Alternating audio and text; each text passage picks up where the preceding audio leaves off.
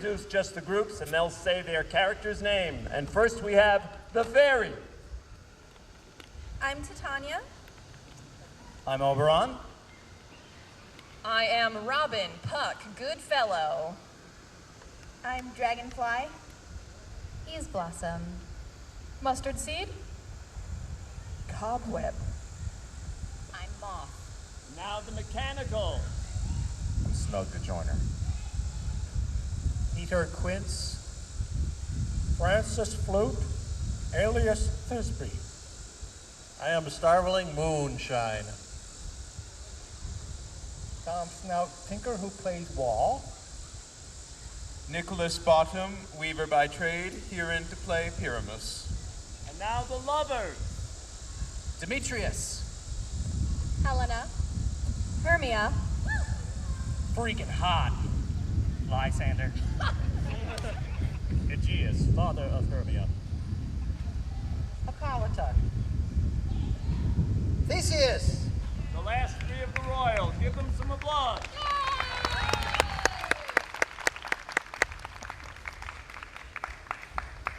Sit back, relax, and enjoy the show.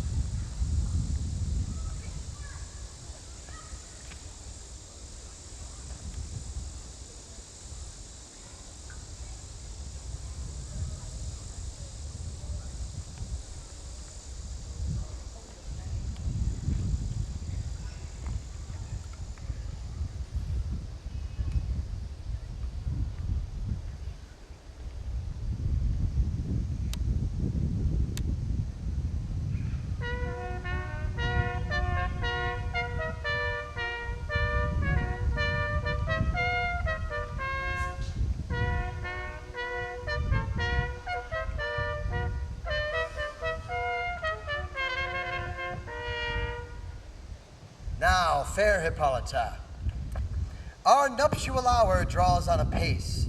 4 happy days bring in another moon. But oh, methinks how slow this old moon wanes. She lingers my desires like to a stepdame or a dowager, long withering out a young man's revenue. 4 days will quickly steep into night, and 4 nights will quickly dream away the time. And then the moon, like to a silver bow new bent in heaven, will behold the night of our solemnities. Hippolyta, I wooed thee with my sword, and won thy love doing thee injuries. But I will wed thee in another key, with pomp, with triumph, and with reveling. Happy be Theseus, our renowned duke. Thanks, good Aegeus. What's the news with thee? Full of vexation come I, with complaint against my child, my daughter Hermia. Stand forth, Demetrius. This man hath my consent to marry her. Stand forth, Lysander. Stand your ass forth. This man hath bewitched the bosom of my child. With cunning thou hast filched my daughter's heart, turned her obedience, which is due to me, to stubborn harshness. And, my gracious Duke, be that she may not here before your grace consent to marry with Demetrius, I beg the ancient privilege of Athens. As she is mine, I may dispose of her, which shall be either to this gentleman or to her death, according to our law. What say you, Hermia? Be advised, fair maid, to you your father should be as a god, one who composed your beauties, yea, and one to whom you are but as a form in wax, by him imprinted, and within his power to leave the figure or disfigure it. Demetrius, Demetrius is a worthy gentleman. So is Lysander. In himself he is, but in this kind, wanting your father's voice, the other must be held the worthier. I would my father look but with my eyes. Rather your eyes must with his judgment look. I do entreat your grace to pardon me. I know not by what power powers make me bold, nor how it concerns my modesty. I'm such a presence here to plead my thoughts, but I do beseech your grace that I may know the worst that may befall me in the case I refuse to wed Demetrius. Either to die the death, or to abjure forever the society of men. Therefore, fair Hermia, question your desires. Know of your youth. Examine well your blood, whether, if you yield not to your father's choice, you can endure the livery of a nun. Thrice blessed they who master so their blood, to undergo such maiden pilgrimage. But earthlier happy is the rose distilled than that which, withering on a virgin thorn, grows, lives, and dies in single blessedness.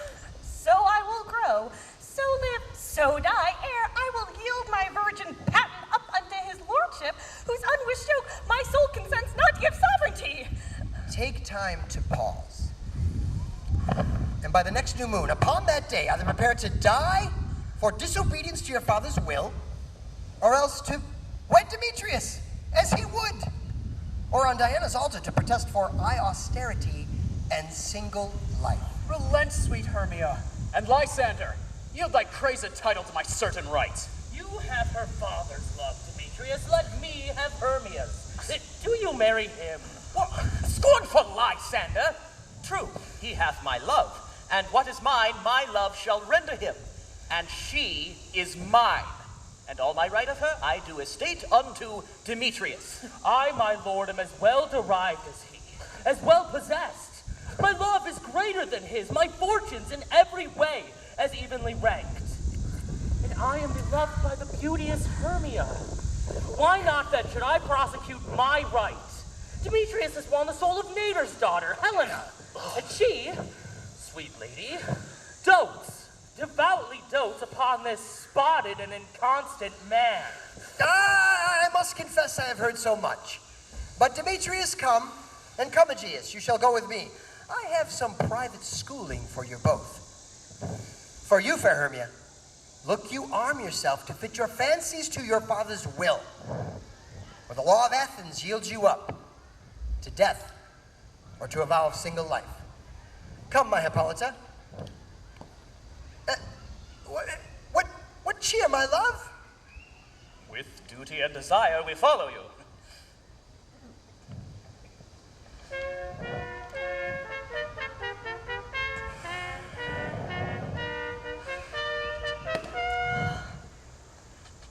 How now, my love?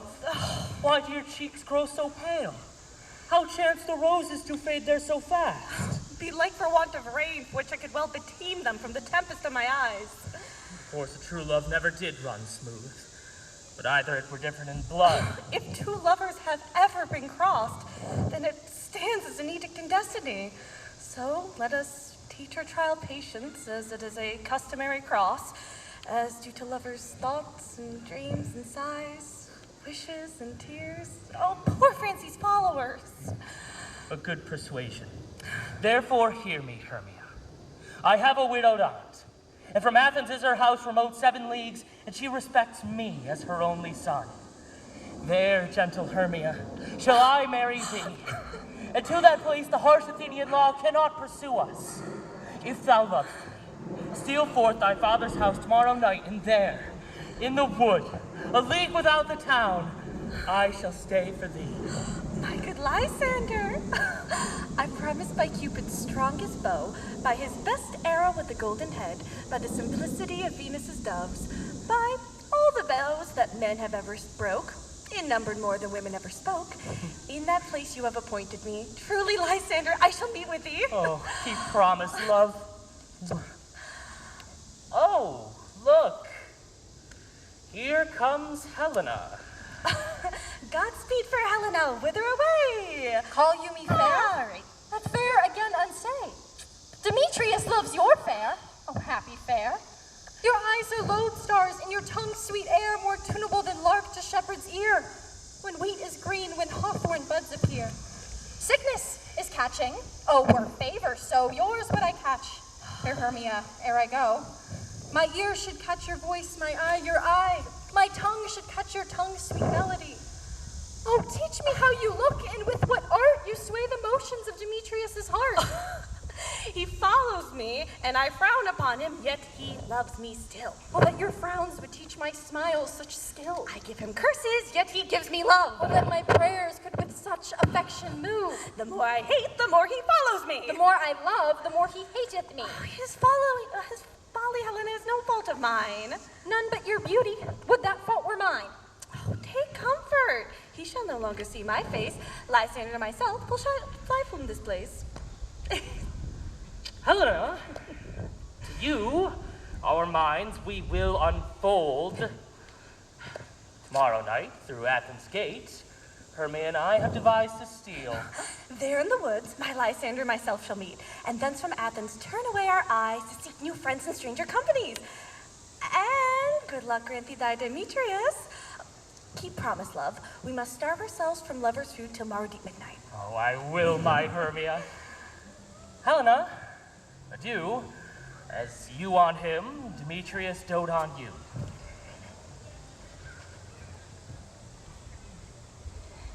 How happy some or other some can be. Through Athens, I am thought as fair as she, but what of that? Demetrius thinks not so. He will not know but all that he do know. Love looks not with the eyes, but with the mind, and therefore is winged Cupid painted blind. Nor hath love's mind of any judgment taste. Wings and no eyes figure unheedy haste. And therefore is love said to be a child, because in choice he is so oft beguiled. For ere Demetrius looked on Hermia's eye, he hailed down oaths that he was only mine. And when this hailsome heat from Hermia felt, so he dissolved, and showers of oaths did melt. I will go tell him of fair Hermia's flight. Then he will to the wood tomorrow night pursue her. And for this intelligence, if I have thanks, it is a dear expense. But herein mean I to enrich my pain, to have his sight thither and back again.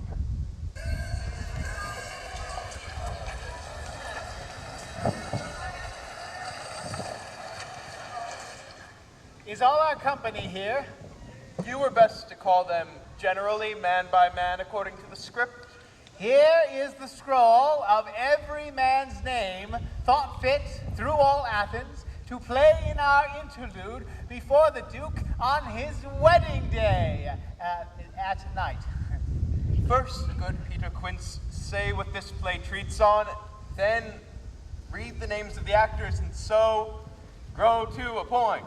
Mary, our play is the most lamentable comedy and most cruel death of Pyramus and Thisbe. A very good piece of work, I assure you, and a merry. Now, name the actors according to the scroll. Masters, spread yourselves. Answer as I call you. Nick Bottom the Weaver. Ready! Name what part I am for and proceed. You, Nick Bottom, are set down for Pyramus. What is Pyramus? A lover or a tyrant? A lover that kills himself. Most gallantly for love. This will ask some tears in the true performing of it. Let the audience look to their eyes. I will move storms. Yet I will also condole in some part. But truly, my chief humor is for a tyrant. I could play Hercules rarely, or a part to tear a cat in to make all split.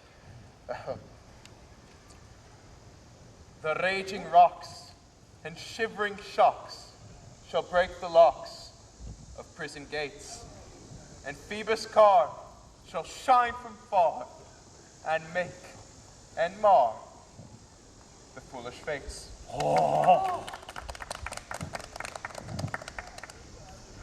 This was lofty. Now name the rest of the players. Francis Flute, the bellows mender. Here, Peter Quince. You, Flute, must take Thisbe on you. What is Thisbe? A wandering knight? It is the lady that Pyramus must love. Nay, friend, let me not play a woman. I have a beard color. That's all one. You shall do it in a mask, and you may speak as small as you will. And I may hide my face. Let me play Thisbe too. I'll speak in a monstrous little voice. Thisbe, Thisbe, Pyramus, my lover dear, thy Thisbe dear and lady dear. No. You must play Pyramus, and flute, you Thisbe. Well, proceed. Robin Starveling the tailor. Oh, here, Peter Quince. You, Robin Starveling, must play Thisbe's mother. Tom Snout the tinker. Here, Peter Quince. You, Pyramus's father. Myself, Thisbe's father. Snug the joiner. You, the lion's part. And I hope here is a play fitted. Have you the lion's partner written? Pray you, if it be, give it me, for I am slow of study. You may do it extempore, for it is nothing but roaring. Let me play the lion too.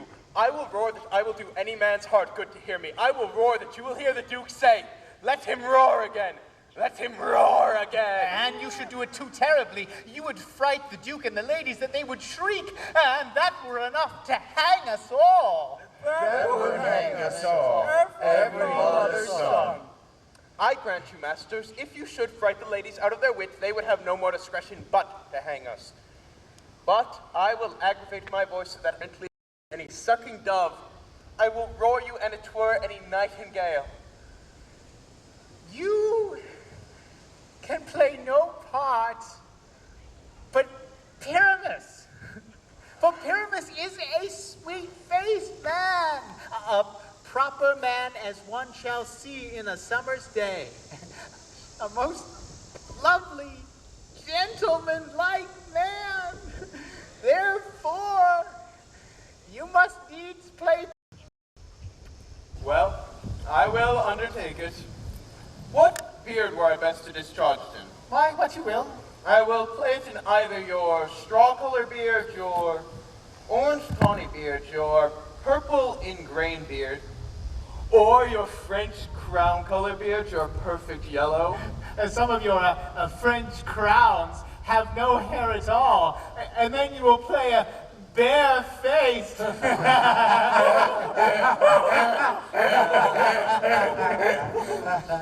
But, masters, here are your parts, and I am to entreat you, request you, and desire you to come them by tomorrow night, and meet me at the palace wood a mile without the town by moonlight. There will we rehearse. For if we meet in the city, we shall be dogged with company and our devices known. In the meantime, I will draw a bill of properties such as our play wants. I pray you, fail me not. There will we meet, and there may we rehearse most obscenely and courageously. Take pains, be perfect, adieu. At the Duke's Oak we meet. Enough. Hold or cut bowstrings.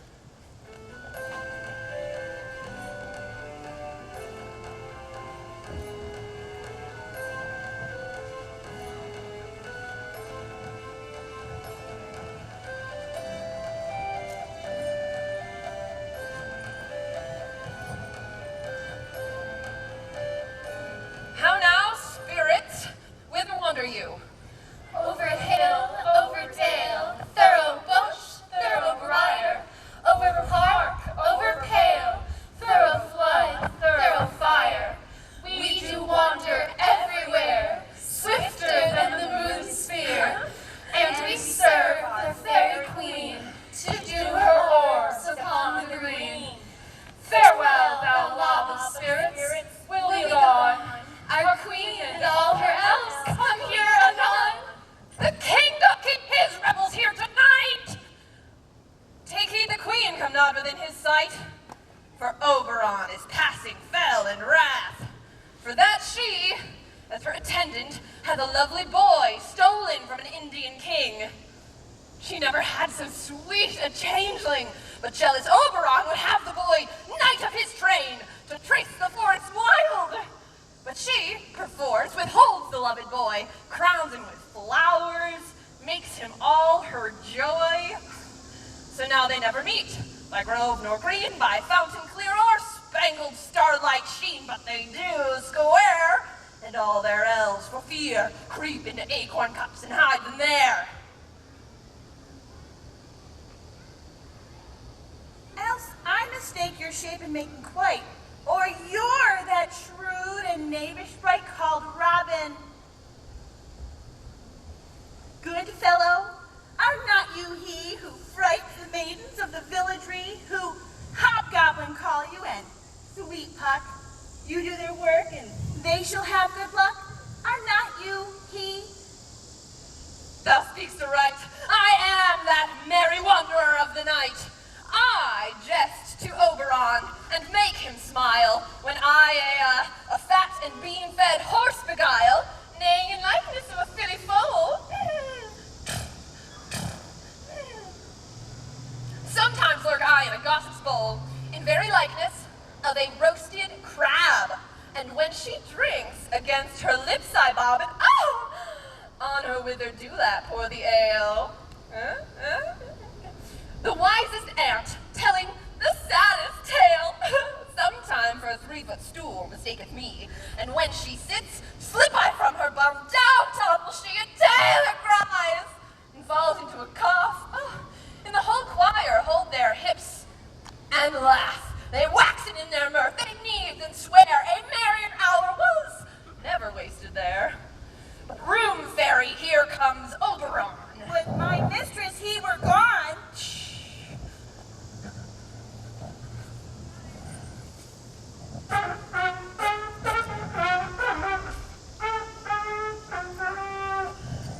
Thou hast been at thy practice. I? Keep it up. Oh. Ill met by moonlight, proud Titania. What, jealous, Oberon? Fairies, skip hence. I have forsworn his bed and company. Tarry! Rash wanton. Am I not thy lord? Then I must be thy lady. Why art thou here? Come from the farthest step of India? But that, forsooth, the bouncing Amazon, your buck-skinned mistress and warrior love to Theseus must be wedded. How canst thou thus? For shame, Titania. Glance at my credit with Hippolyta, knowing I know thy love for Theseus. These are the forgeries of jealousy. Do you amend it, then it lies with you. Why should Titania cross her Oberon? I do but seek a little changeling boy to be my henchman. Set your heart at rest. The fairyland buys not the child of me.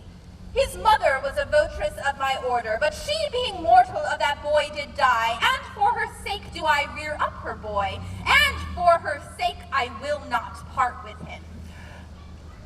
How long within this wood intend you stay? Perchance till after Theseus's wedding day. Give me that boy, and I'll go with Not thee. for thy fairy kingdom! Fairies away!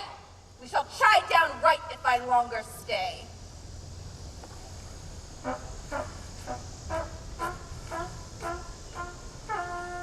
Well, go thy way. Thou shalt not from this grove till I torment thee for this injury. My gentle buck, come hither. Ooh.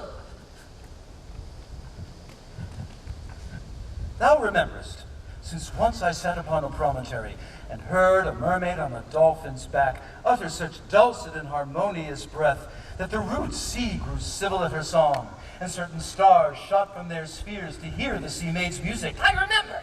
That very time I saw, but thou couldst not, flying between the cold moon and the earth, Cupid, all armed. A certain aim he took at a fair vestal, throned by the west, and loosed his love shaft smartly from his bow, as if to pierce 100,000 hearts. And he missed. But marked I where the bolt of Cupid fell. It fell upon a little western flower, before milk white, now purple with love's wound. And maidens call it love in idleness. Fetch me this flower, the herb I showed thee once. The juice of it on sleeping eyelids laid will make or man or woman madly dote upon the next live creature that it sees. Fetch me this herb, and be thou here again, ere the Leviathan can swim at league. I'll put a girdle around about the earth in 40 minutes! Having once this juice, I'll watch Titania when she is asleep, and drop the liquor of it in her eyes. The next thing that she waking looks upon, be it on lion, bear, bull, or wolf, on meddling monkey, or on busy ape, she shall pursue it with the soul of love. And ere I take this charm from off her eyes, which I can do with another herb, I'll make her render up her page to me. Who comes here? I am invisible, and will overhear their conference. I love thee not, therefore pursue me not. Where is Lysander, fair Hermia? The one I was slain, the other slayeth me. Thou toldst me they were stolen unto this wood, and here I am, woed within this wood because I cannot meet my Hermia. Hence be gone, and follow me no more. You draw me, you hard-hearted adamant, but yet you draw not iron, for my heart is as true as steel. Leave you your power to draw, and I shall have no power to follow you. Do I entice you? Do I speak you fair? Do not I in plainest terms tell I do not nor cannot love you? And even for that do I love you the more. I am your spaniel, and Demetrius, what worse or place can I beg in your love than to be used as you use your dog? Tempt not too much the hatred of my spirit, for I am sick when I do look on thee. And I am sick when I look not on you. You do impeach your modesty too much to commit yourself to the hands of one that loves you not, to trust the opportunity of night and the ill counsel of a desert place with the rich worth of your virginity. Your virtue is my privilege, for it is not night when I do see your face. So I think I am not in the night, nor doth this wood lack worlds of company for you, and my respect are all the world. Then how can it be said I am alone when all the world is here to look on me? I'll run from thee, hide me in the brakes, and leave thee at the mercy of wild beasts. The wildest hath not such a heart as you. Run when you will, the story shall be changed. Apollo flies, and Daphne holds the chase. Let me go! Or if thou follow, do not believe, but I will do thee mischief in the wood. Aye, in the temple, in the town, in the field, you do me mischief. Fie, Demetrius, your wrongs do set a scandal on my sex. We cannot fight for love as men may do. We should be wooed, we were not made to woo. I'll follow thee, and make a heaven of hell to die upon the hand I love so well.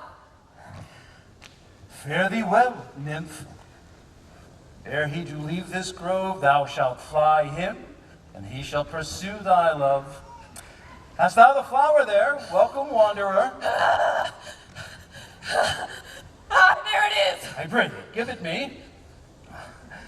I know a bank where the wild thyme blows, where oxlips and the nodding violet grows, quite o'er-canopied with luscious woodbine, with sweet musk roses and with eglantine. There sleeps Titania some time of the night, lulled in these flowers with dances and delight. And there the snake throws her enameled skin, weed wide enough to wrap a fairy in. And with the juice of this, I'll streak her eyes and make her full of hateful fantasies. Take thou some of it, and seek through this grove. A sweet Athenian maid is in love with a disdainful youth. Anoint his eyes, but do it when the next thing he espies may be the lady. Thou shalt know him by the Athenian garments he hath on. Effect it with some care, that he may prove more fond on her than she on her love. Oh, and look thou. Meet me ere the first cock crow. Fear not, my lord, your servant shall do so.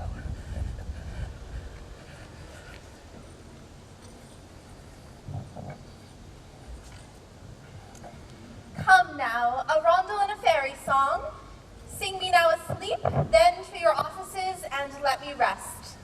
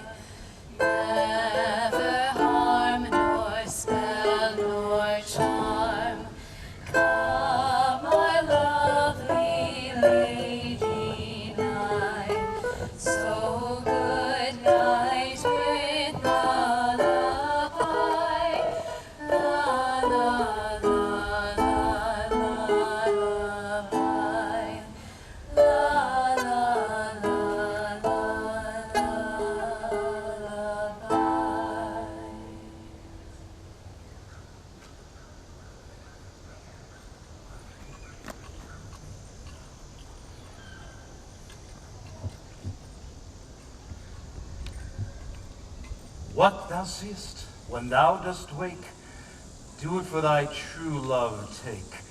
Love and languish for his sake. In thy eye that shall appear when thou wakest, it is thy dear. Wake when some vile thing.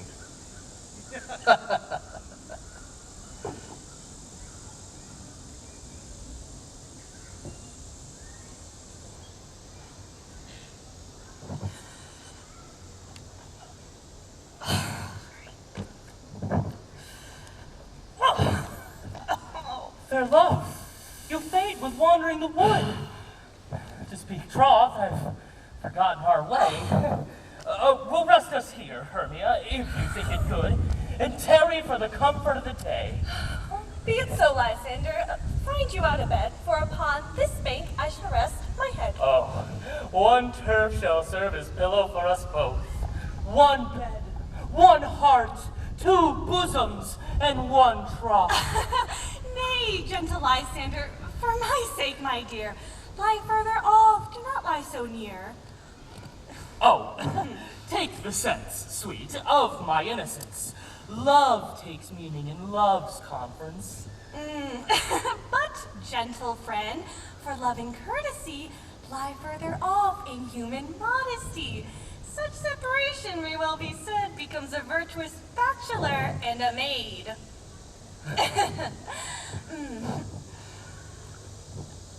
Oh.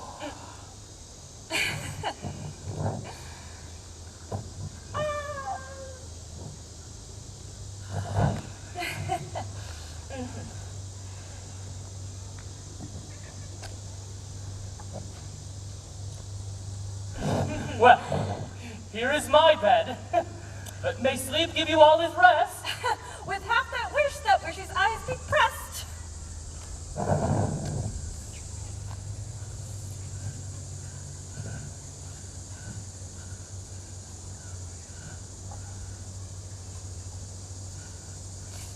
Through the forest have I gone, but Athenian found I none, on whose eyes I might approve this flower's force in stirring Louvre.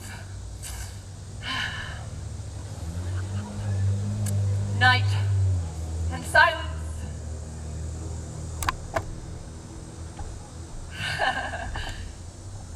Who is here?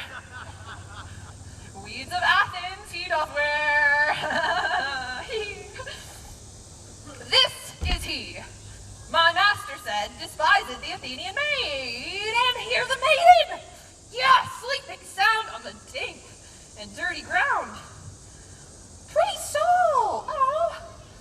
She durst not lie near this lack love, this kill courtesy.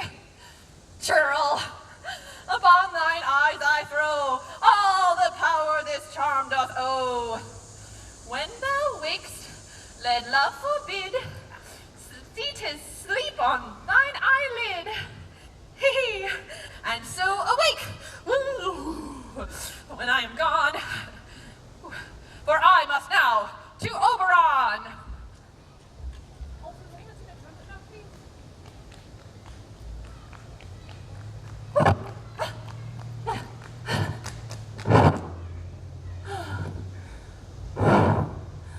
Oh, I am out of breath in this fond chase.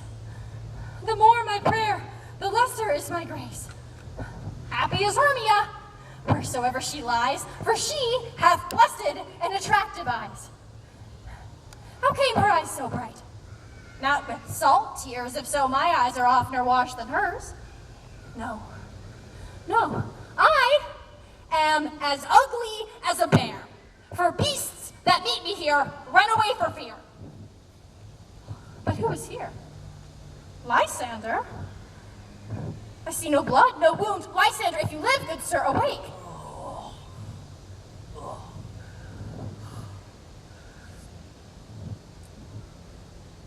And run through fire I will for thy sake. Transparent Helena, true nature shows art, and that through thy bosom makes me see thy heart. Where's Demetrius?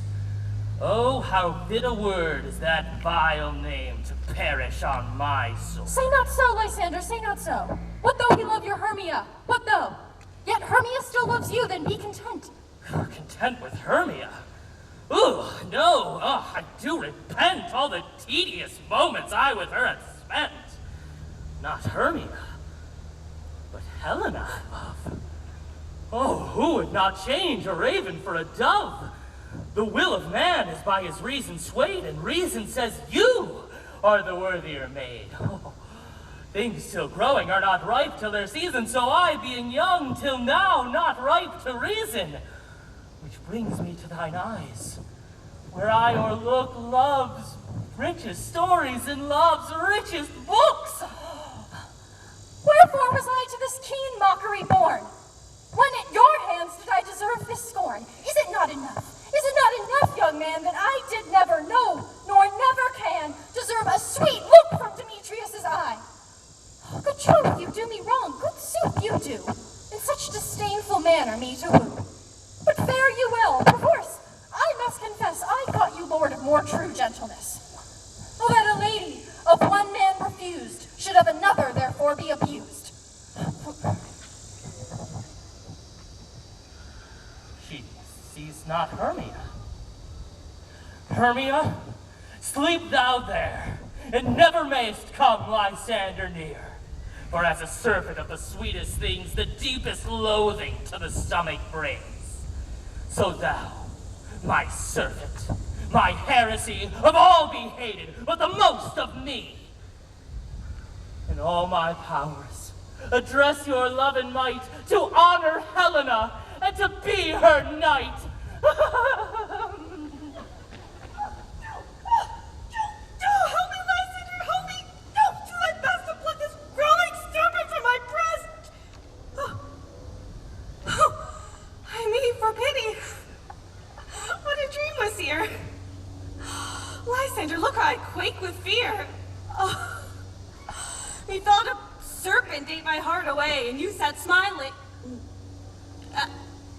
at his cruel prey.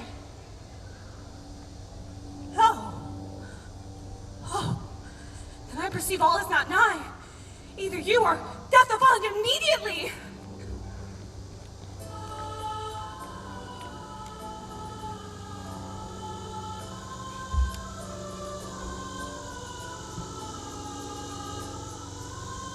Are we all met?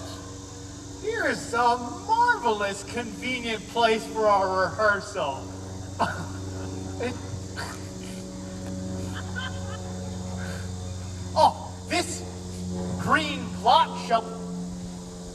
This gray-green plot shall be our stage. This hawthorn brake our tiring house, and we will do it in action, as we will do it before the Duke. Peter Quince. What sayest thou, bully bottom? There are things in this comedy of Pyramus and Thisbe that will never please. First, Pyramus must draw a sword to kill himself, which the ladies cannot abide. How answer you that? I lack a perilous fear. I believe we must leave the killing out in the end. Not a whit. I have a device to make all well. Write me a prologue. The prologue seemed to say that we will do no harm with our swords, and that Pyramus is not killed indeed. And for the more better assurance, tell them that I, Pyramus, am not Pyramus, but Bottom the Weaver. This will put them out of fear. Will not the ladies be afeard of the lion? I am feared, I assure you. Masters, you ought to consider with yourselves to bring in. God shield us, a lion among ladies is a most dreadful thing, for there is not a more fearful wildfowl than your lion living. We ought to look to it. Therefore, another prologue must tell he is not a lion. Nay, not so. You must name his name, and half his face must be seen through the lion's neck, and he himself must speak through, saying thus, or to the same effect, ladies, or fair ladies, I would wish you, or I would request you, or I would entreat you not to fear, not to tremble my life for yours. If you think I come hither as a lion to put pity on my life, nay, I am no such thing. I am a man as other men are. And there indeed let him name his name and tell them plainly that he is snug the joiner. Well, it shall be so. But there is two hard things. That is to bring the moonlight into a chamber. For, you know, Pyramus and Thisbe meet by moonlight. Doth the moon shine at night we play our playing? A calendar. Look in the almanac. Find out moonshine. Find out moonshine.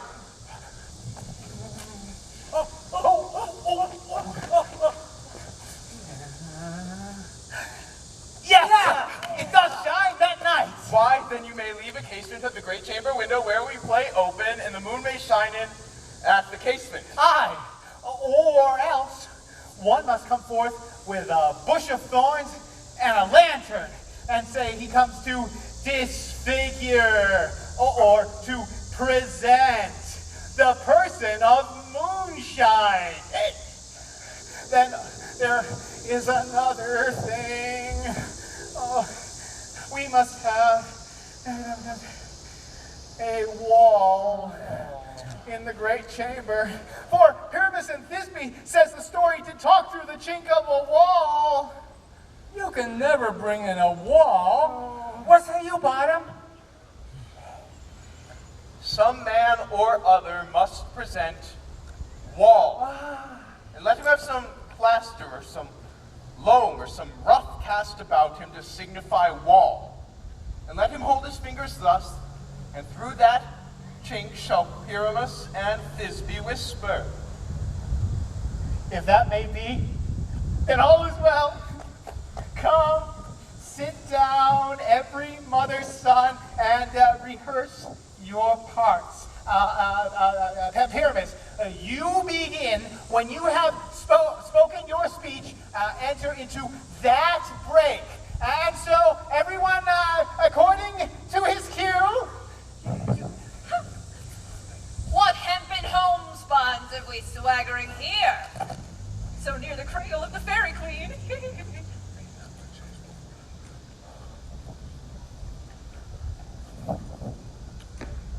What?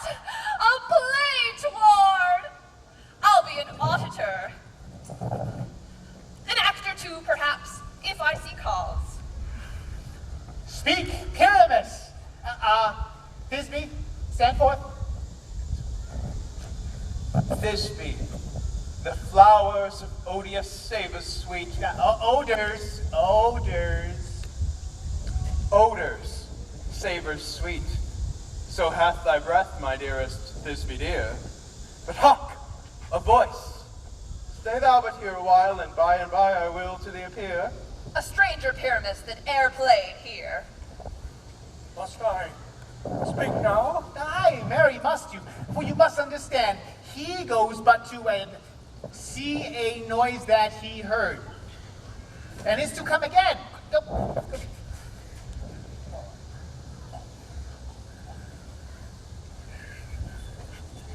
Most radiant Pyramus, most lily white in hue, of color like the red rose and triumphant briar.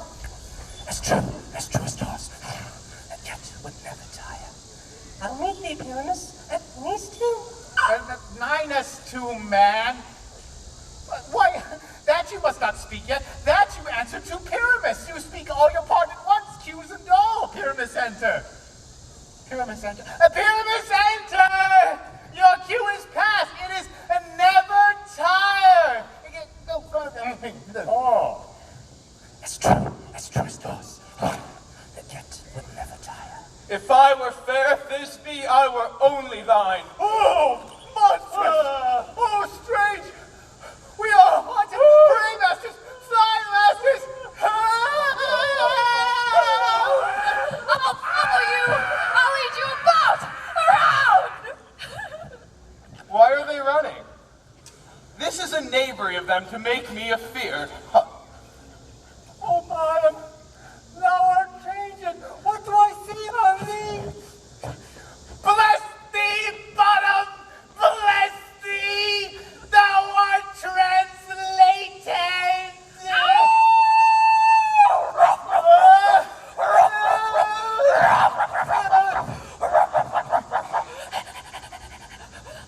I see their knavery.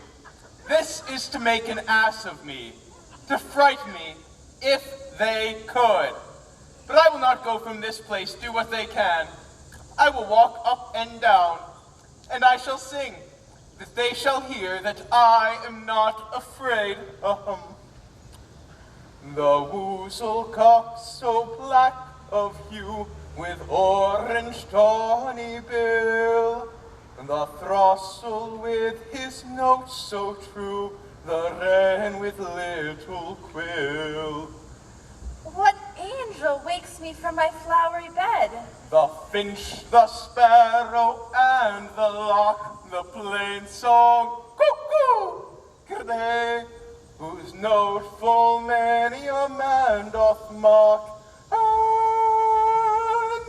and dares not answer nay. For indeed, who would set his wit to a bird?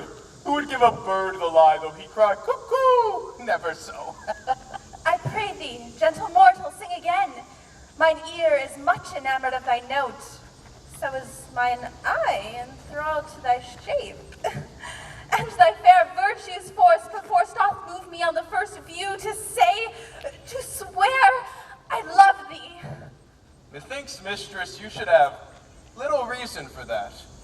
And yet, to tell the truth, reason and love keep little company together nowadays. The more the pity that some honest neighbors will not make them friends. Nay, I can gleek upon occasion.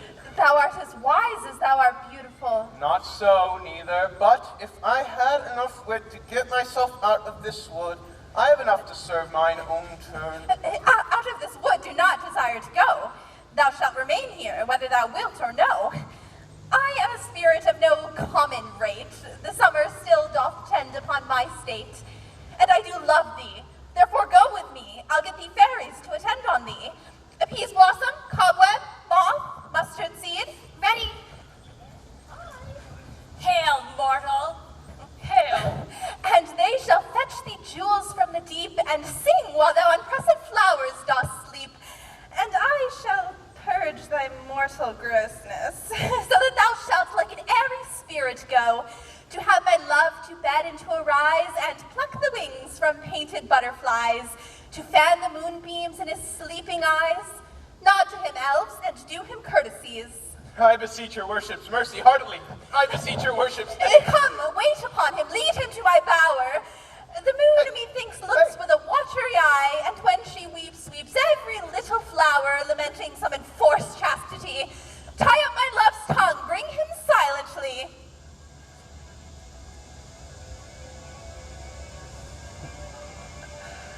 I wonder if Titania being awake, what it was then that next came in her eye, which she must dote on in extremity.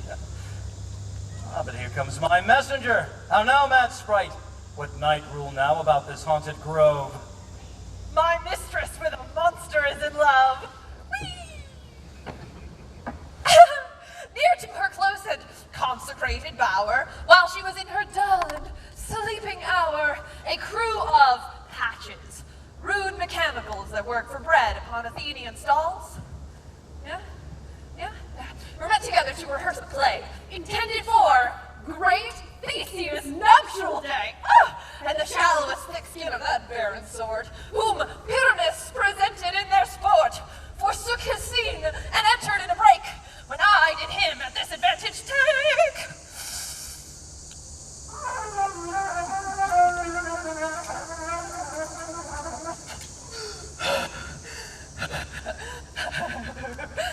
An ass's knoll, I fix it on his head, and on his Thisbe must be answered, and forth my mimic comes. When they him spy, at his sight, away his fellows fly. I led them on in this distracted fear and left. Sweet Pyramus translated there, when in that moment, so it came to pass, Titania waked and straightway loved an ass. This marks out better than I could devise. But hast thou yet latched the Athenian's eyes, as I did bid thee do? I took him sleeping, that is finished too, and the Athenian woman by his side said when he waked, force she must be eyed. Stand close. This is the same Athenian. This is the woman, but not this the man. Why rebuke you, he that loves you so? Lay breath so bitter on your bitter foe? Now I but chide, but I should do thee worse, for thou, I fear, hast given me cause to curse. If thou hast slain Lysander in his sleep, being over shoes and blood, plunge in the deep and kill me too? It cannot be, but thou hast murdered him, so should a murderer look so dead, so grim. So should the murdered look, and so do I, pierced through the heart by your stern cruelty. But you, the murderer, look as bright, as clear, as yonder Venus in her glimmering sphere. What's this to my Lysander? Where is he? High good Demetrius, will you give him me? I'd rather give his carcass to my house. Thou dog, thou cur! Thou drivest me past the bounds of maiden's patience! Hast thou killed him then? Oh, henceforth never be numbered among men. And hast thou killed him sleeping? Oh, brave touch! Can a worm and adder not do so much? You spend your passions on a misprized mood. I am not guilty of Lysander's blood, nor is he dead, for aught that I can tell. I pray, good Demetrius, tell me that he is well. And if I should, what should I get there for? A privilege to never see me more. And from this hated presence part I go. See me no more, whether he be dead or no. I'm sorry. I'm really sorry. There is no I'm so following sorry. her in this fierce vein. Here, therefore, a while will I remain. The sorrow's heaviness doth heavier grow. Bankrupt depth, sleep, that sorrow owe. Rich for his measure. Oh, I will not pay. If for his measure, here I make some stay. Oh. What hast thou done? Thou hast mistaken quite, and laid the love juice on some true love sight. Of thy misprison must perforce ensue a true love turned, not a false turned true. Then fate o'errules. That one man holding troth, a million fail, confounding oath on oath. About this wood go swifter than the wind, and Helena of Athens look thou find. All fancy sick she is, and pale of cheer, with sighs of love that cost the fresh blood dear. By some illusion, bring her here. I'll charm his eyes against she doth appear. I go. Oh, I go. Look how I go. Swifter than arrow from the Tartar's bow. Okay. Can't get good fairies these days.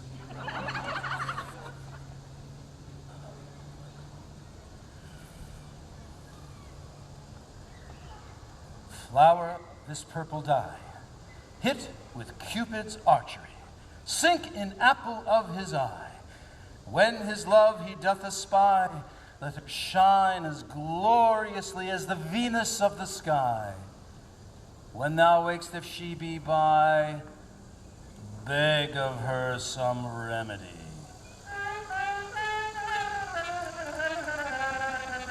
Oh boy.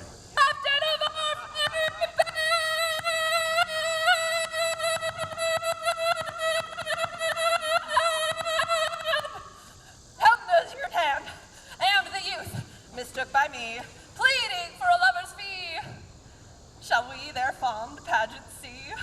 Oh Lord, what fools these mortals be! Okay.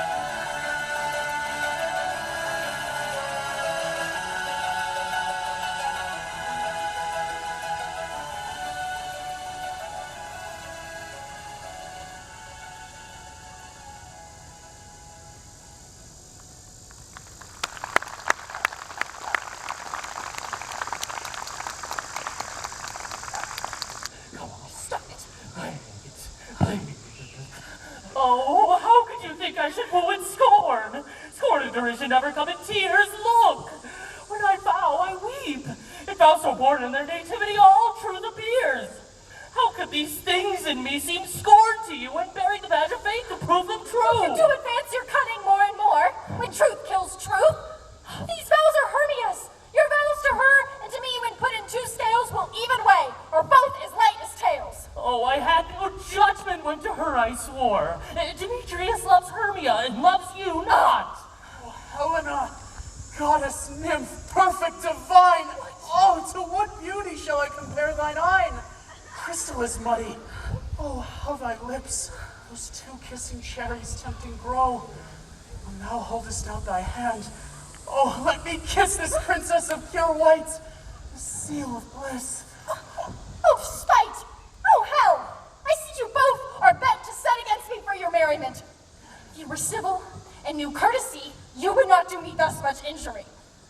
Can you not hate me, as I know you do, but you must join in souls to mock me too? If you were men, as men you are in show, you would not use a gentle lady so. To vow and swear and suppraise my parts when I know you both hate me with your hearts. You both are rivals and love Hermia, and now both rivals to mock Helena? A trim exploit, a manly enterprise to conjure tears up in a poor maid's eyes. You are unkind, Demetrius. Be not so, for you love Hermia. This you know I know. And here, with all goodwill, with all my heart, in Hermia's love I yield you up my part. And of yours of Helena to me bequeath, whom I do love and will till my teeth. Never did mockers waste such idle breath. Lysander, keep thy Hermia. I will none. If e'er I loved her, all that love is gone. Helena, it is not so. Sparge not the faith thou dost not know, lest to thy peril thou will buy it dear. Here comes thy love. Yonder is thy dear. Oh, thou art not by my eye, Lysander found. My ear, I thank you for bringing me to thy sound, but why unkindly did thou leave me so? Why should he stay? Whom love doth press to go? What love could press Lysander from my side? Lysander's love, that would not let him bide fair Helena, who more engilds the night than all yon fiery O's and eyes of light. Why seek'st thou me? Canst not make thee know the hate I bear thee made me leave thee so? You speak not as you think. It cannot be. Lo, she is one of this confederacy. Now I perceive they have conjoined, all 3, to fashion this false sport in spite of me. Injurious Hermia, most ungrateful maid, have you conspired? Have you with these contrived to bait me with this foul derision? Is all the counsel that we 2 have shared, the sisters' vows, the hours that we have spent, is it all forgot? All school days friendship, childhood innocence? We, Hermia, like 2 artificial gods, have with our needles created one flower, both on one sampler, sitting on one cushion, both warbling of one song, both in one key. So we grew together, like 2 a double cherry, seeming parted, but yet a union in partition. 2 lovely berries molded on one stem, 2 seeming bodies, but one heart. And will you rent our ancient love asunder to join with men in scorning your poor friend? 'Tis not friendly, 'tis not maidenly.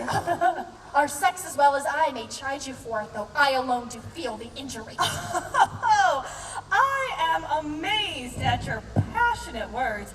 I scorn you not. It seems that you scorn me. But have you not said Lysander, as in scorn, to follow me and praise my eyes and face, and made your other love, Demetrius, who even now did spurn me with his foot, to call me goddess, nymph, divine, rare, precious, celestial? Wherefore speaks he this to her he hates? And wherefore doth Lysander deny your love, so rich within his soul, and tender me, forsooth affection, but by your setting on, by your consent? I understand not what you mean by this. I do. Persevere. counterfeit sad looks, make mouths upon me when I turn my back, wink at each other. Hold the sweet jest up. This sport, well carried, shall be chronicled. If you had any pity, grace, or manners, you would not make me such an argument. Oh, stay, fair Helena. Hear my excuse. My love, my life, my soul, fair Helena. Excellent, sweet, do not scorn her so. If she cannot entreat, I can compel. Thou canst compel no more than she can entreat. Your weak threats have no more power than her weak prayers. Helena, I love thee. I swear by my life I do. I swear by that which I will lose to prove him false that says I love thee not. I say I love thee more than he can do. Now, if you swear, withdraw and prove it too. Quick, Oh. come. Woohoo! My good Lysander, where'd you cancel this? Away, you! Thou cat, thou burr! Oh, vile thing! Let loose, or I will shake thee from me like a serpent! Why have you grown so rude? What change is this? Oh, sweet love. Thy love! Out! Out! Hated potion! Loathed medicine! Hell! Did you not jest? Yes, sooth, and so do you. Oh, Demetrius, I will keep my word with thee. Why would I had your bond? For I perceive a weak bond holds you. I'll not trust your word. What? Should I hurt her? Strike her? Kill her dead? Although I hate her, I will not harm her so. What? Can you do me any greater harm than hate? Hate me? Wherefore? Oh, me. Am I not Hermia? Are you not Lysander? I am as fair as I were erewhile, yet since that you loved me, yet since that you left me, why, have you loved me in earnest, shall I say?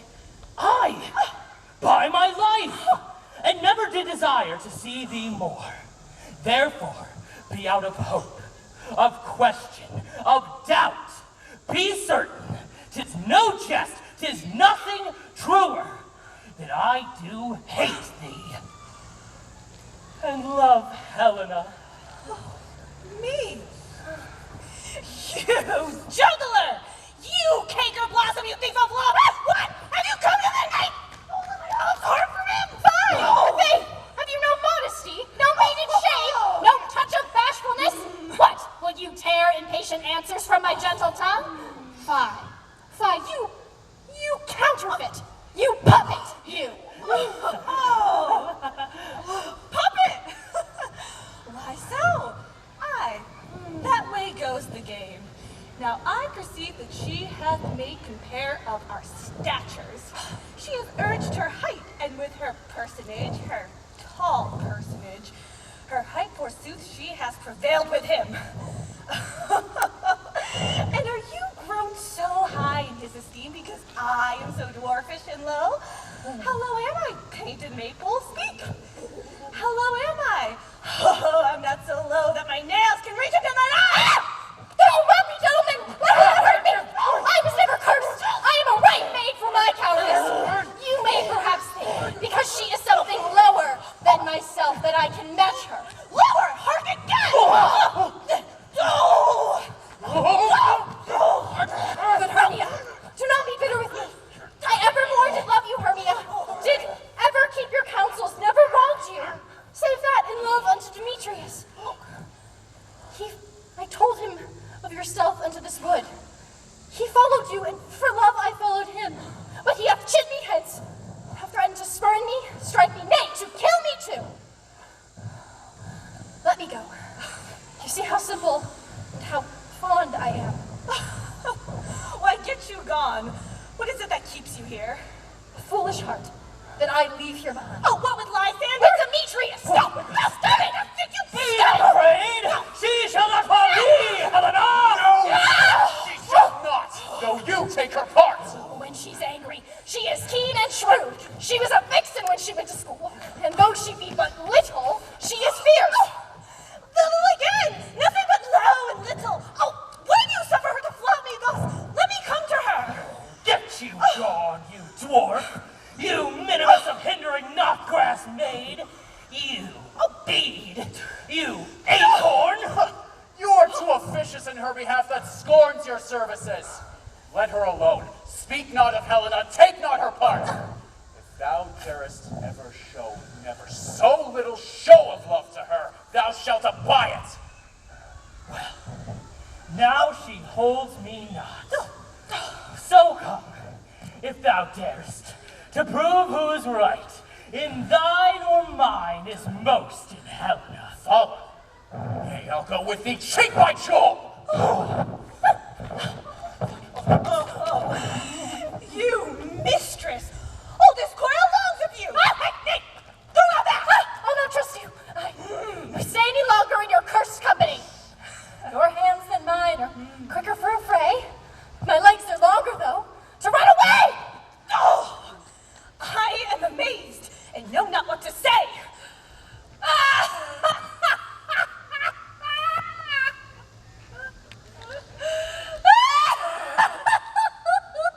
This is thy negligence.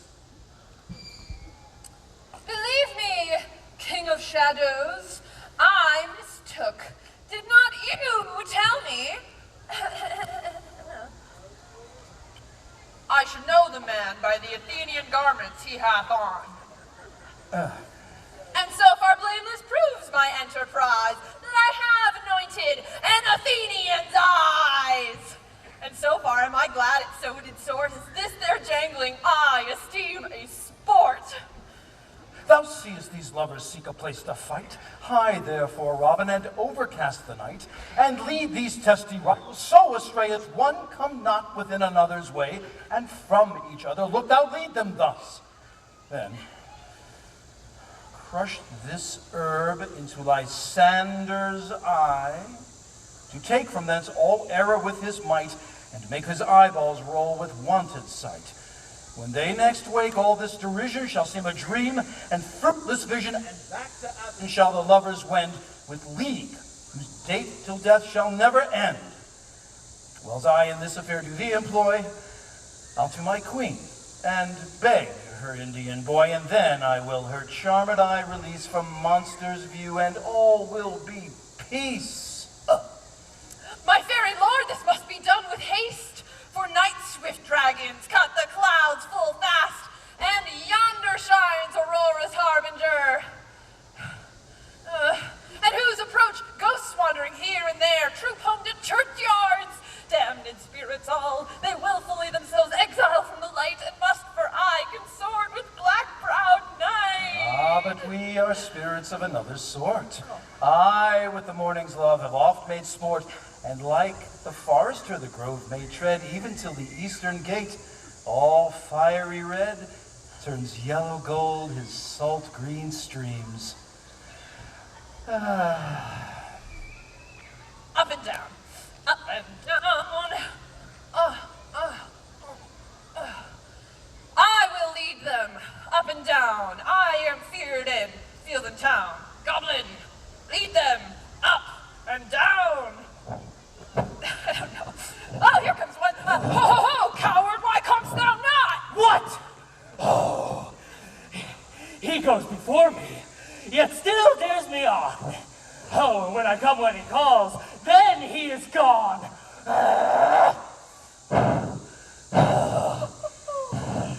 The villain is much lighter heeled than I. Fast did I follow, yet faster did he fly. Oh, that I am lost in a dark and uneven way. Here will rest me. Oh, come thou gentle day. Oh, for if but once thou show me thy gray light, I'll find Demetrius, and revenge this spite. Come now, child, thou recreant, I'll whip thee with a rod. Nay, now thou mock'st me. Thou shalt buy this deer, if ever I thy face by daylight see. Now go thy way! Faintness constraineth me to measure out my length on this cold bed. By day's approach, look to be visited Oh,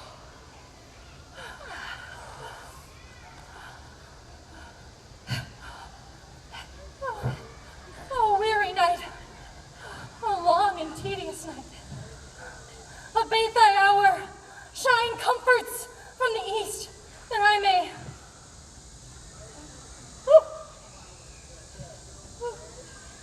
Back to Athens by daylight. From these that my poor company detest.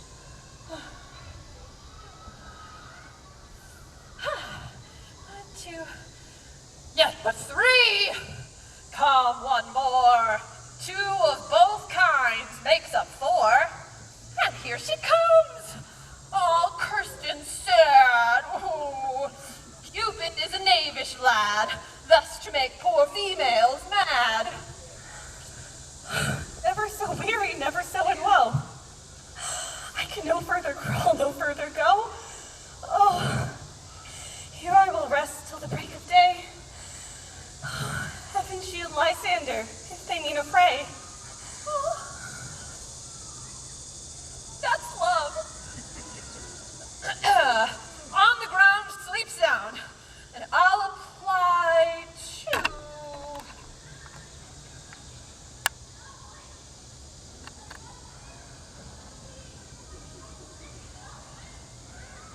Huh?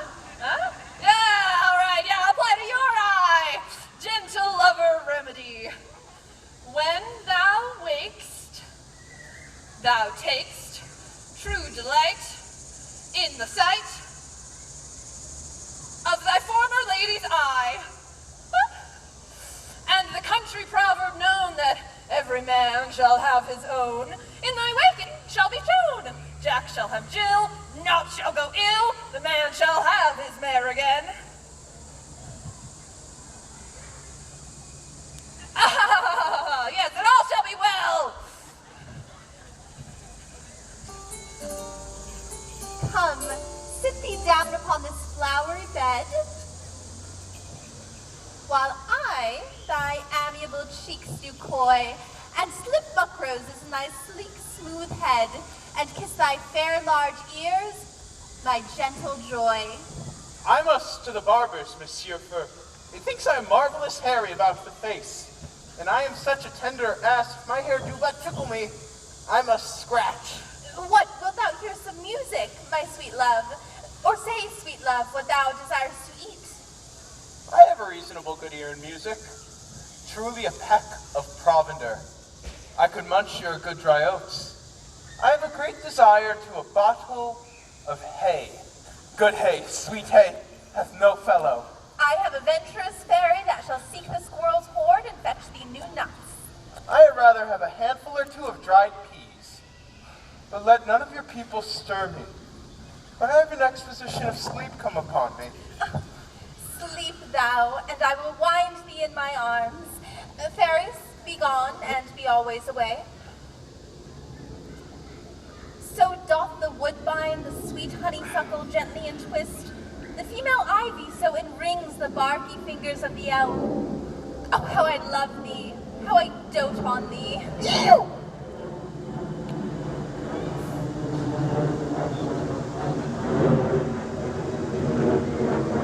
Seest thou this sweet sight? Her dotage now I do begin to pity. For she his hairy temples then had rounded with a coronet of fresh and fragrant flowers. When I had at my pleasure taunted her, and she had begged me of my patience, I then did beg of her changeling child, which straight she gave me. And now I have the boy. I will undo this hateful imperfection of her eyes, and gentle Puck, take this transformed scalp from off the head of this Athenian swain, that he awakening when the others do, may all to Athens back again repair, and think no more of this night's accident, but as a fierce vexation of a dream. But first, I will awake the fairy queen.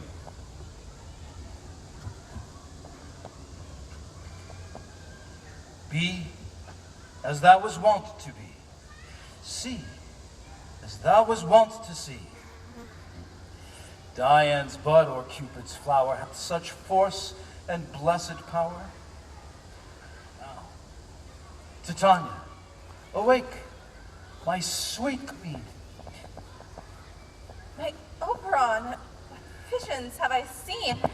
Methought I was enamored of an ass. There lies thy love.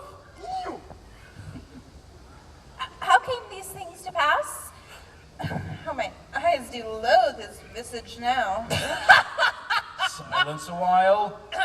Titania, music call. Music. Music such as charming sleep. Now, when thou wakest, with thine own fool's eyes peep. Come, my queen, take hands with me and rock the ground whereon these sleepers be. We, the moon, can compass soon, swifter than the wandering moon. Come, my lord, and in our flight tell me how it came this night that I sleeping here was found with these mortals on the ground.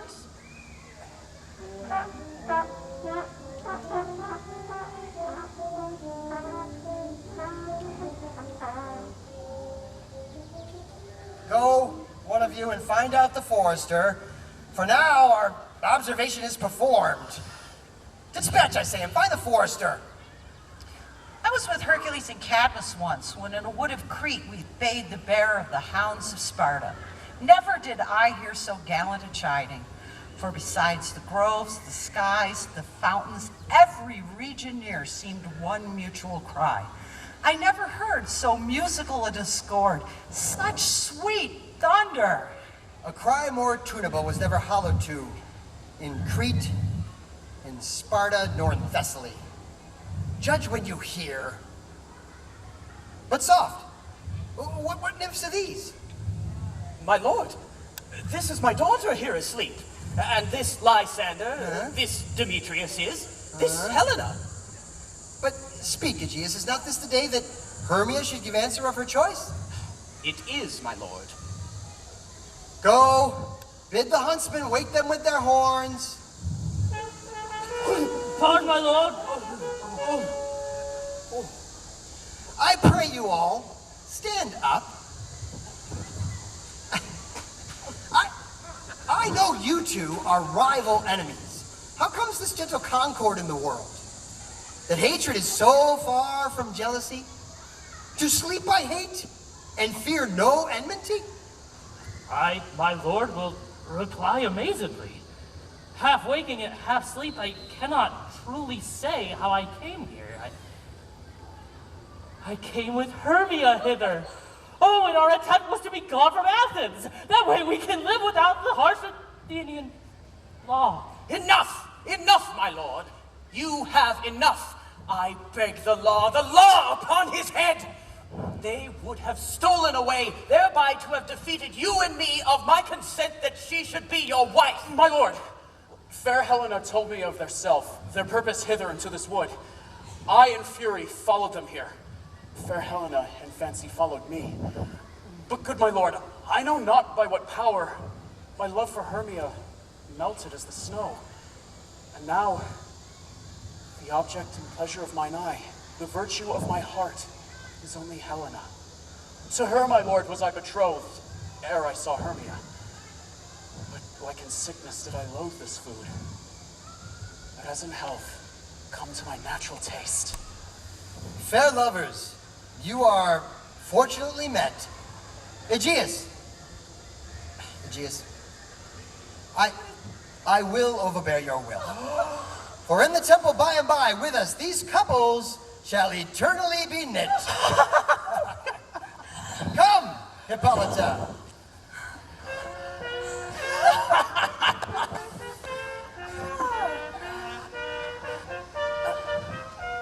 These things seem small and undistinguishable. Methinks I see these things with parted eye when everything seems double. So methinks, and I have found Demetrius like a jewel, mine own and not mine own. Are you sure that we are awake? It seems to me that yet we sleep, we dream. Do not you think the Duke was here and bid us follow him? Yea, and my father. And Hippolyta. And they did bid us follow to the temple. Then we are awake! Come, let us follow him. And by the way, let us recount our dreams.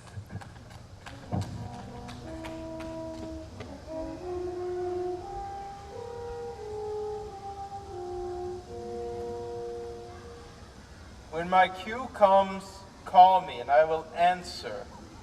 My next is most fair Pyramus.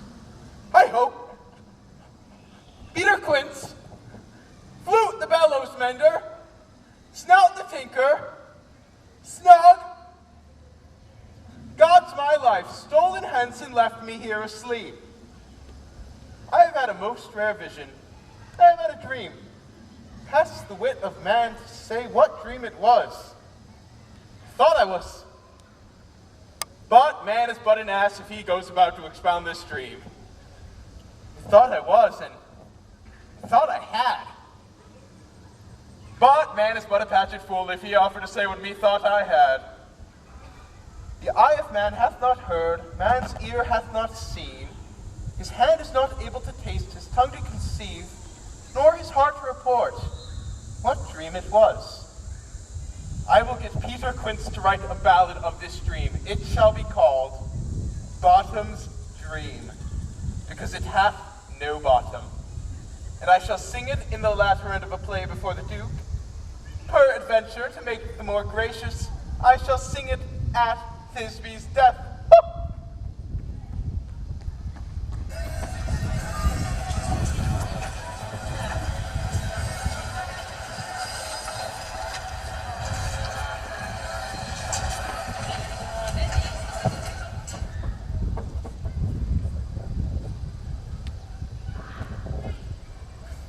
Have you sent to Bottom's house? Is he come home yet? Cannot be heard of. Out of doubt he is transported. Oh, if he come not, then the play is barred. It goes not forward, doth it? It is not possible. You have not a man in all Athens capable of discharging Pyramus, but he. Oh, he had simply the best wit of any handcraft man in Athens. Aye, and the best person, too. And he is a very paramour for a sweet voice. You must say paragon. A paramour is, God bless us, a thing of naught. Masters, the Duke is coming from the temple with 2 or 3 more lords and ladies more merry. If our sport had gone forward, we all have been made men. Oh, sweet bully Bottom. Thus, he lost 6pence a day during his life. He could not have escaped 6pence a day. And the Duke had not given him 6pence a day for playing Pyramus. I'll be hanged. He would have deserved it. 6pence a day in Pyramus, or nothing. Where are these lads? Where are these hearts? Bottom! Oh, most courageous day! Oh, most happy hour! Masters, I am to discourse wonders, but ask me not what, for if I tell you I am no true Athenian. I will tell you everything, right as it fell out. Oh, let us hear, sweet Bottom. Not a word. All that I will tell you is, the Duke hath dined. Get your apparel together, new strings to your beards, good ribbons to your pumps. Meet presently at the palace, every man look o'er his part. For the short and the long is, our play is performed. And most dear actors eat no onions nor garlic, for we are to utter sweet breath. And I do not doubt but to hear them say that it is a sweet comedy. Away, go, away!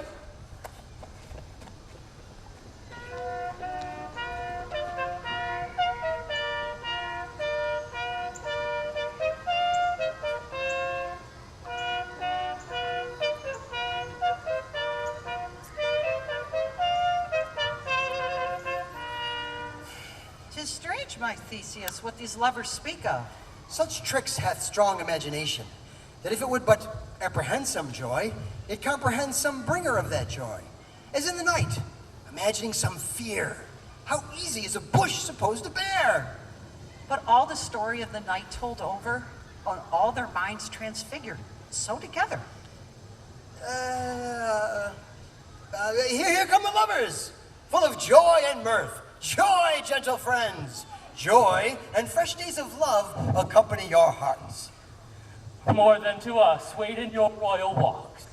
Come now, what masks, what dances shall we have to wear away the long age of 3 hours between our after supper and bedtime?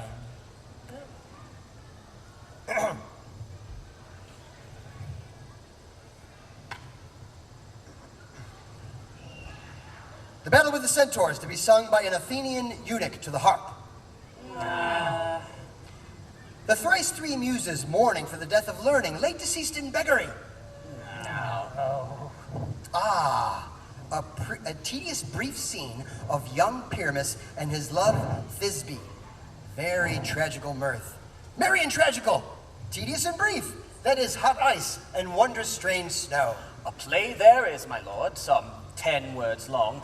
But by 10 words, my lord, it is too long, which makes it tedious. And tragical, my noble lord, it is, for Pyramus therein doth kill himself, which, when I saw rehearsed, I must confess, made mine eyes water. But more merry tears the passion of loud laughter never shed. What are they that do play it?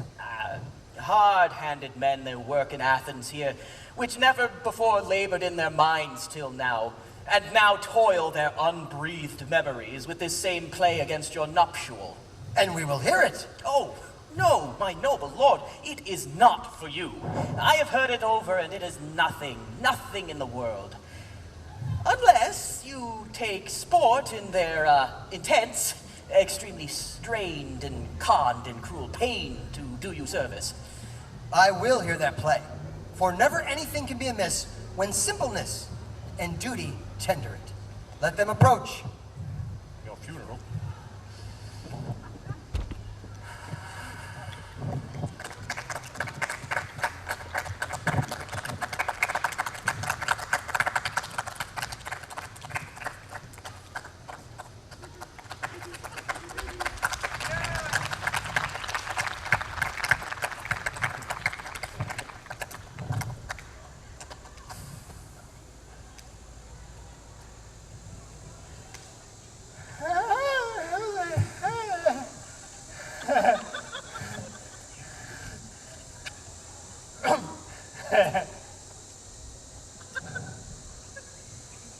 If we offend, it is with our goodwill.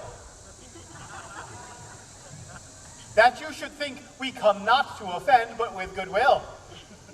To show our simple skill, that is the true beginning of our end.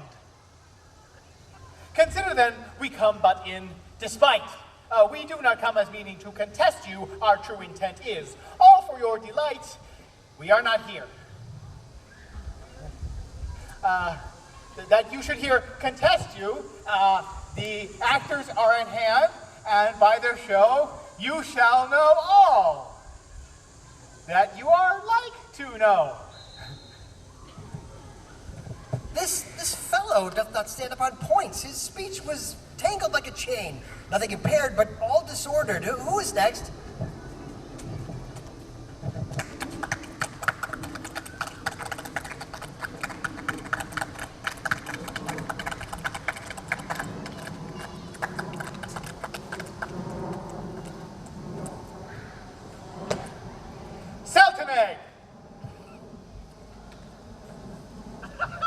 Gentles, perchance you wonder at this show, but wonder on till truth makes all things plain. This man is Pyramus, if you would know.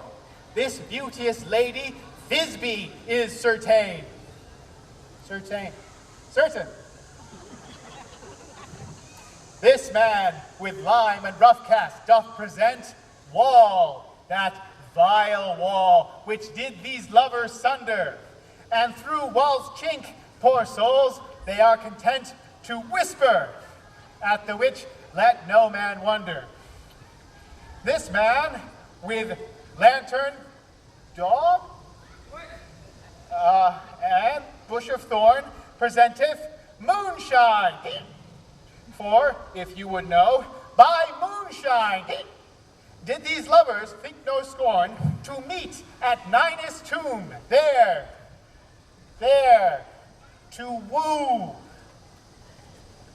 this vile beast, which Lion hight by name, the trusty Thisbe, coming first by night, did scare away, or rather did affright. And as she fled, her mantle she did fall, which Lion vile with bloody mouth did stain. Anon comes Pyramus, sweet youth and tall, and finds his trusty Thisbe's mantle slain. Whereat with bloody blameful blade, he bravely broached his boiling bloody chest.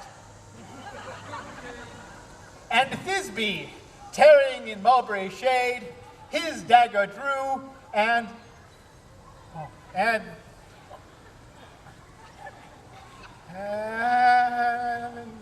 died. For all the rest, let Lion, Moonshine, Wall, and lovers twain at large discourse while here they do remain.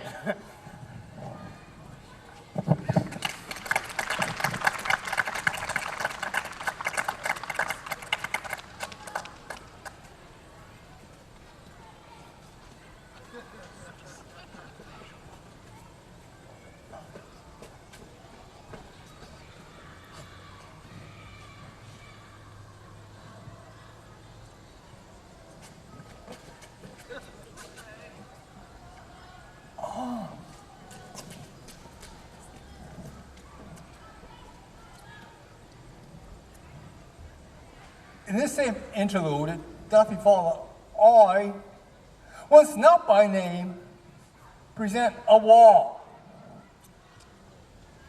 And such a wall as I would have you think, the head in it a crannied hole or chink,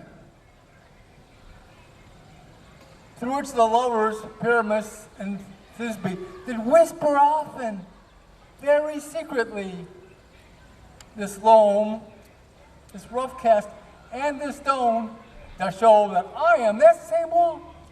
The truth is so. And this the cranny is, right and sinister, through which the lovers are to whisper. Tishaniah heard her discourse.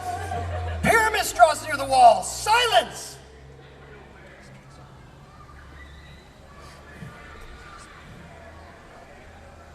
O grim-looked night, O night with you so black, O night which ever art when day is not, O night, alack, alack, alack, I fear my Thisbe's promises forgot. And thou, O wall, O sweet and lovely wall, that standst between her father's ground and mine, thou, O sweet, O lovely wall, show me thy chink to blink through with mine eye. Thanks, courteous wall. Jove shield thee well for this. But what see I? No Thisbe do I see. O wicked wall, through whom I see no bliss, cursed be thy stones for thus deceiving me. The wall, methinks, being sensible, should curse again. No, sir, he should not. Deceiving me is Thisbe's cue. She is to enter, and I am to spy her through the wall. You shall see. It will fall past as I told you. Yonder she comes. Oh, wall, for often hast thou heard my moans, for parting my fair Pyramus sent me.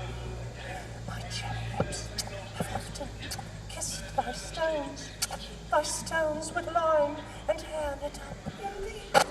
I see a voice. Now will I to the chink. To spy, and I can hear my Thisbe's face.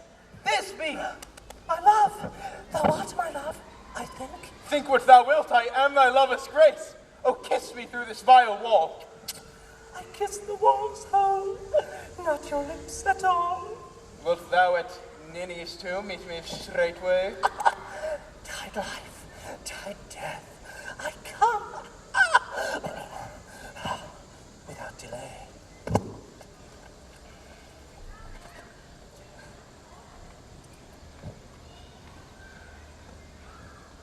Thus have I wall, my part discharged so.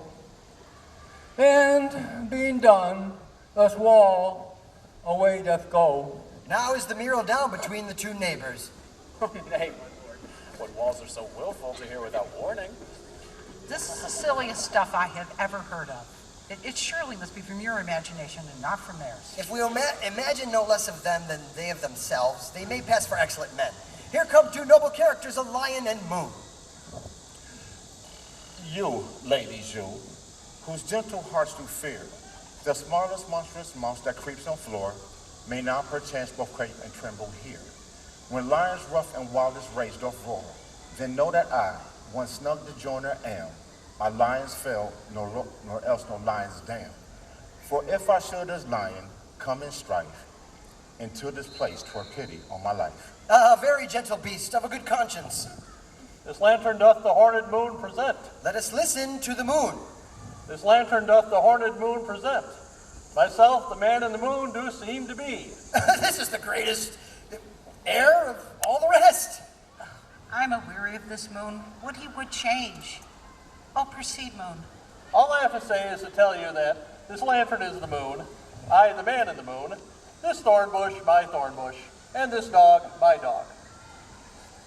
And here comes Thisbe. This is a Minnie's tomb. Where is my love? Oh.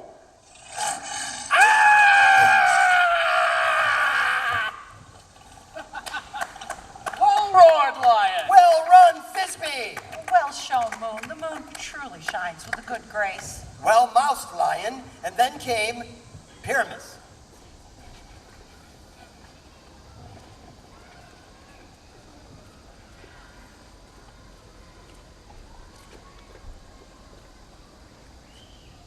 Thanks to thee, moon, for thy sunny beams. I thank thee, moon, for shining now so bright, for by thy gracious golden glittering gleams I trust to take of truest Thisbe sight. But stay, O spite! But mark, poor night! What dreadful dole is this? Eyes, can you see? How can it be? O dainty duck, oh dear! Thy mantle good, what? Stained with blood. Oh. Approach your furies fell.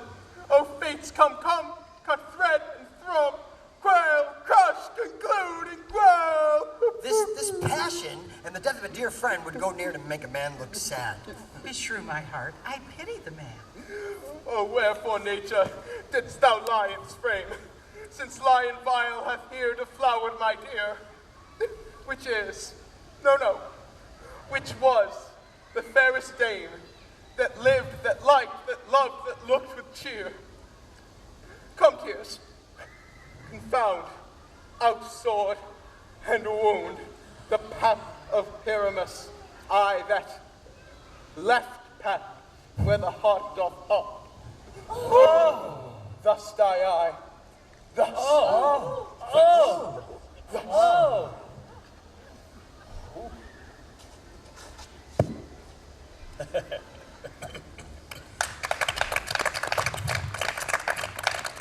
Now am I dead. Now am I fled. My soul is in the sky. Tongue, lose thy light. Moon, take thy flight. Now die, die, die, die, die. With the help of a surgeon, he might yet recover and prove yet an ass.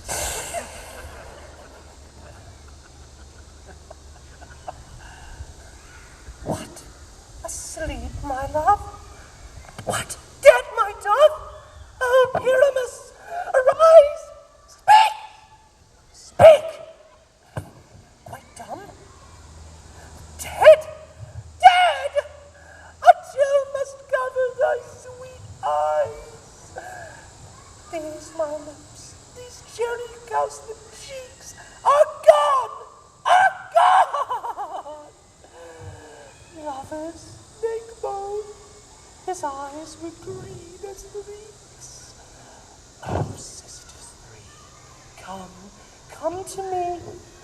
with hands as pale as milk, lay them in gauze, since you have shore with shears this thread of silk. Tongue, not a word.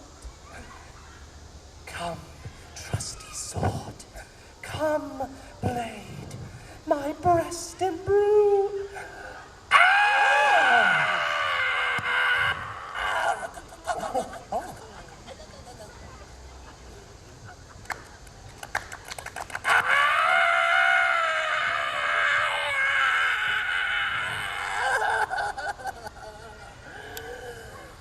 Farewell, friends. Thus, Thisbe ends. Adieu. Adieu.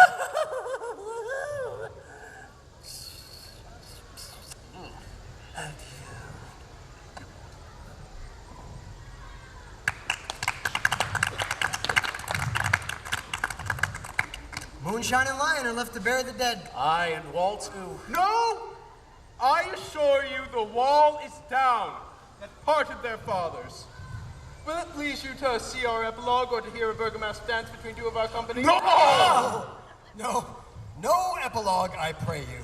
For your play needs no excuse, never excuse. For when the players are all dead, there needs none to be blamed. Mary, if he that writ it had played Pyramus and hanged himself in Thisbe's garter, it would have been a fine tragedy. And so it is truly, and very notably discharged. But come, you're a Bergamask. Let your epilogue alone.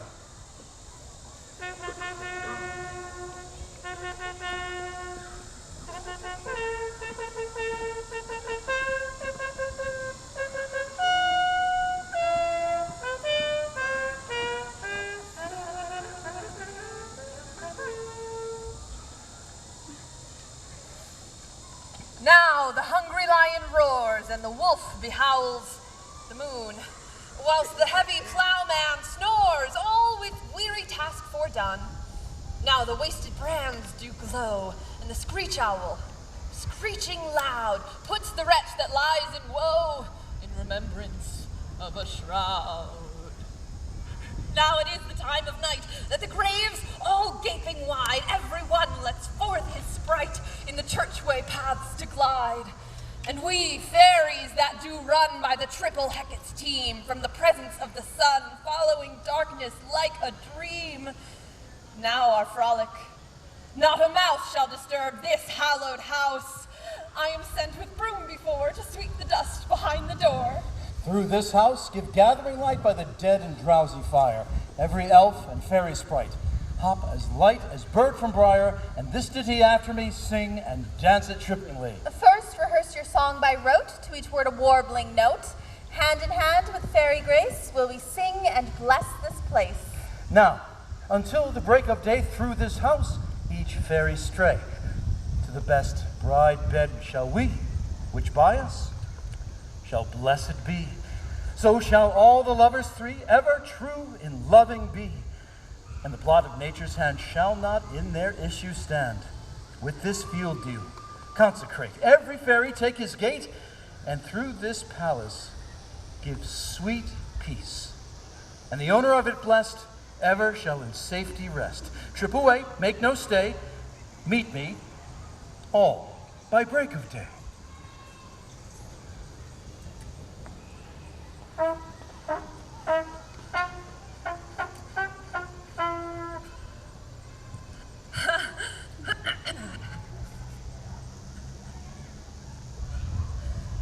If we shadows have offended, think but this, and all is mended, that you have but slumbered here while these visions did appear, and this weak and idle theme no more yielding but a dream.